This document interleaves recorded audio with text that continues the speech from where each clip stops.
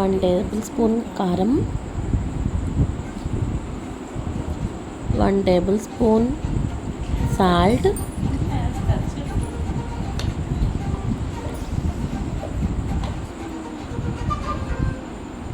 అలాగే కొంచెం పసుపు,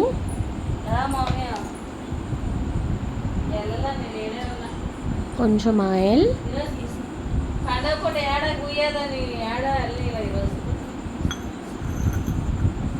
చికెన్ మసాలా, నిమ్మరసం, కొంచెం నిమ్మరసం,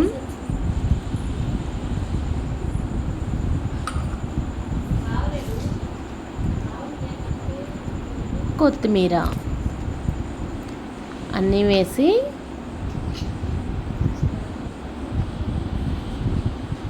చక్కగా కలుపుకోవాలి.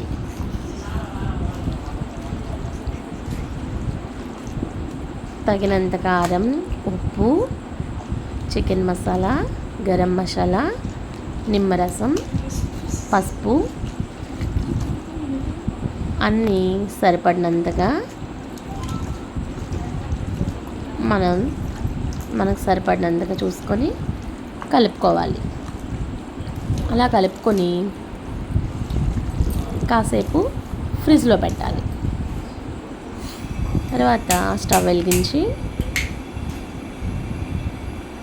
బౌల్ పెట్టి కొంచెం ఆయిల్,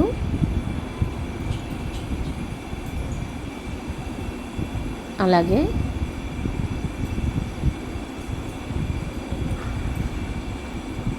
కొంచెం నెయ్యి వేసి కాగిన తర్వాత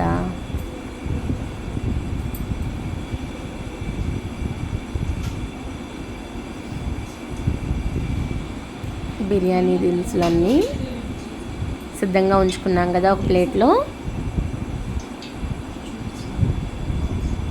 వాటిని వేసి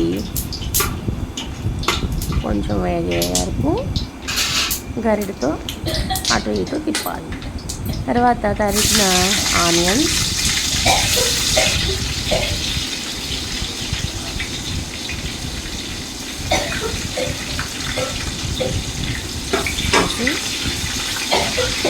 కొంచెం వేగే వరకు కలిపి తిప్పాలి.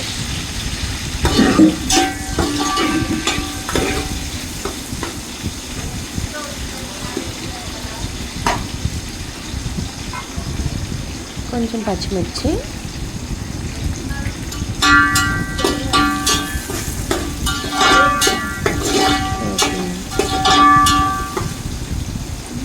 మరలా ఒకసారి కలిపి తిప్పాలి.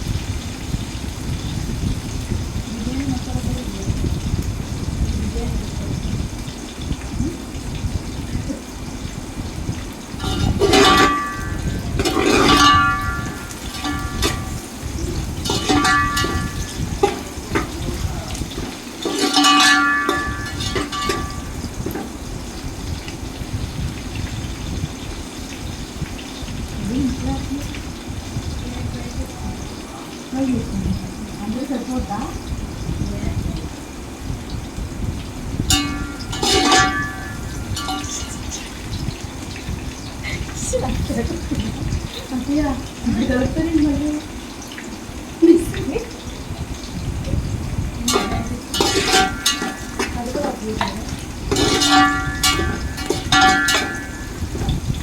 ఆనియన్స్ మిర్చి మనం కొంచెం గోల్డెన్ కలర్లో వచ్చే వరకు వేపిన తర్వాత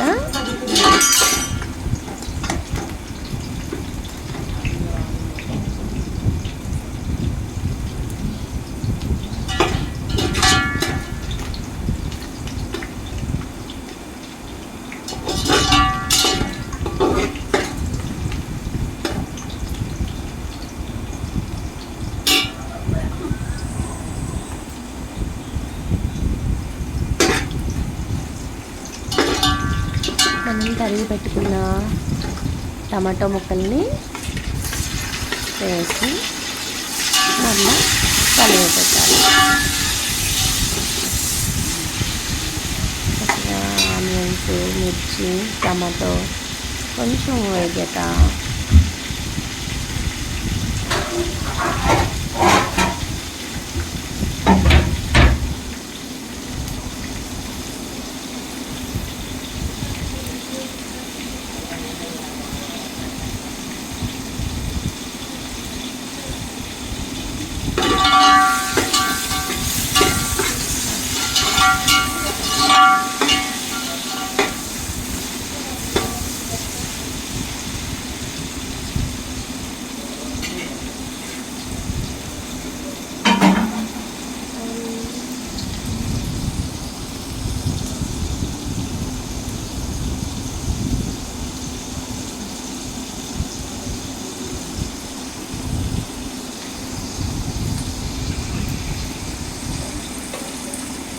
అలాగే మనం మ్యారినేట్ చేసి పెట్టుకున్న చికెన్ ఉంది కదా, దాన్ని ఈ మిశ్రమంలో కలిపి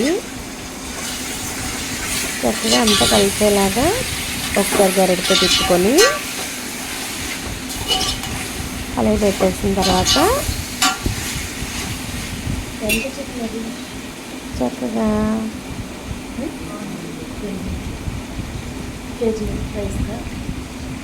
మూత పెట్టుకుంటే చక్కగా మగ్గుతుంది.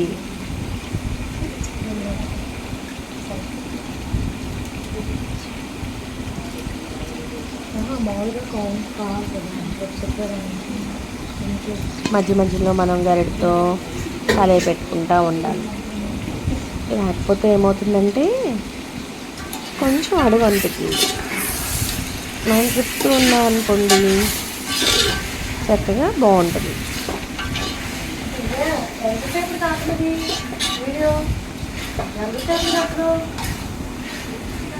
చూసారా ఆయిల్ ఎలాగా పక్కకు సపరేట్ అవుతుందో.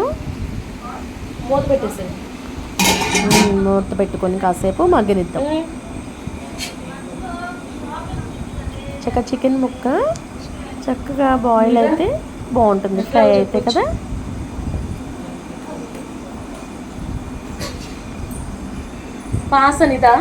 మళ్ళా ఒకసారి మూత తీసి చికెన్ని తిప్పుదాం.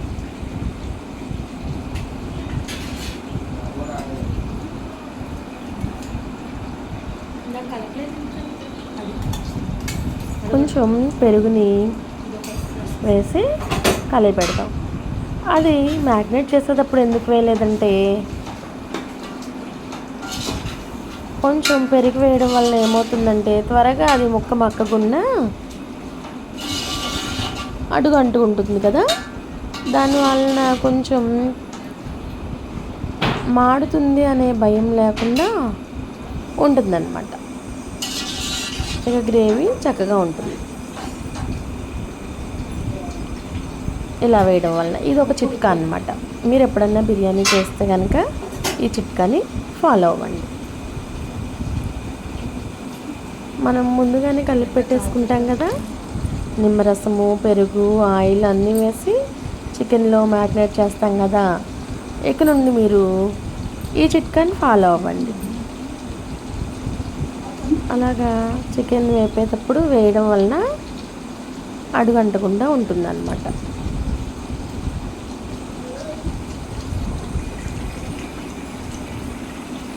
చక్కగా చికెన్ పీస్ చక్కగా బాయిల్ అవుతుంది. మధ్య మధ్యలో మనం అలా గరిటతో కలయి తిప్పుతూ ఉంటే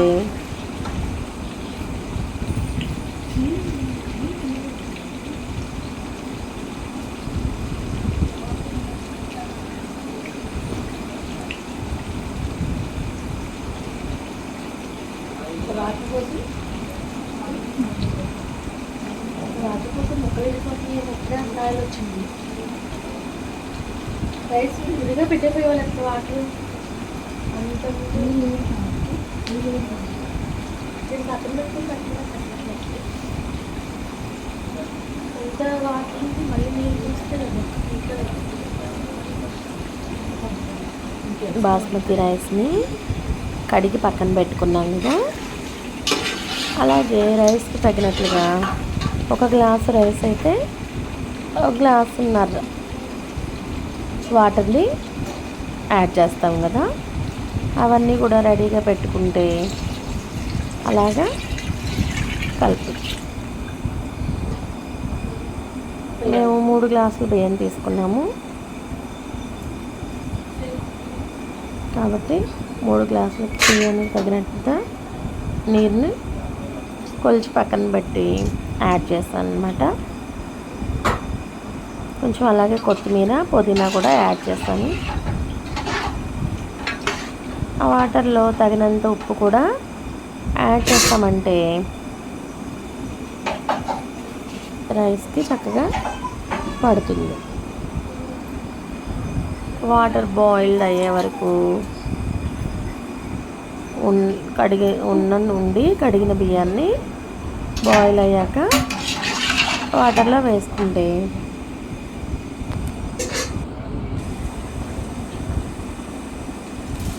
అలాగే ఒక బియ్యం కూడా వేసిన తర్వాత మనం ఒకసారి గరిటతో కలిపెట్టాలి. కొలత ప్రకారం అయ్యి వాటర్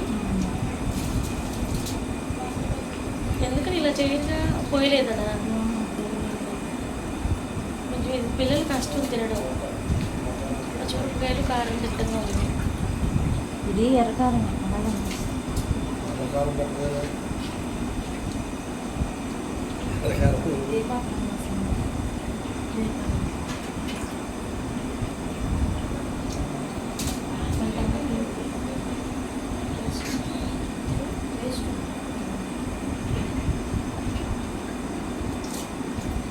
అందుకే కలర్ఫుల్.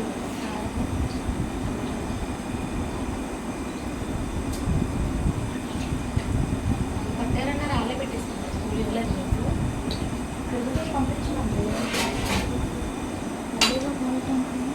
చూసారా, అలా బియ్యం వేయగానే ఒకసారి గరిటతో కలయి తిప్పితే అన్నం చక్కగా పొడి పొడిగా అవుతుంది, ముద్దగా లేకుండా చక్కగా అవుతుంది. ఇంకా మూత పెట్టి రైస్ మగ్గాక చూసారా ఎలా ఉందో.